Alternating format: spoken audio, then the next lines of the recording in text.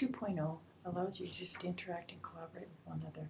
Rather than being merely consumers of information, through Web 2.0 technologies, users can become creators and contributors to global knowledge.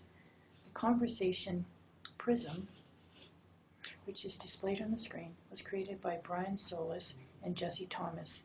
The name given to the graphic was purposeful and reflects the relevance of the prism metaphor to the conversation made possible by the read-write web, the Web 2.0. Brian Solis described the prism in the Prism Chronicles in this way. Using the traditional definition, a prism separates white light into a spectrum of colors. The white light in this case is focused on the stream of conversations that are often grouped but not separated by voice, context, source, or outcome. We take this beam of dialogue and blast it into a spectrum of discernible light. That's called enlightenment, to see, hear, learn, and adapt. We quite literally bring conversations to light.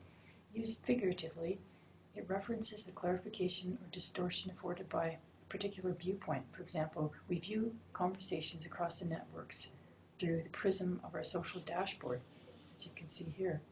Each shade of color represents an entirely unique reflection of light, meaning separating content and intention by network.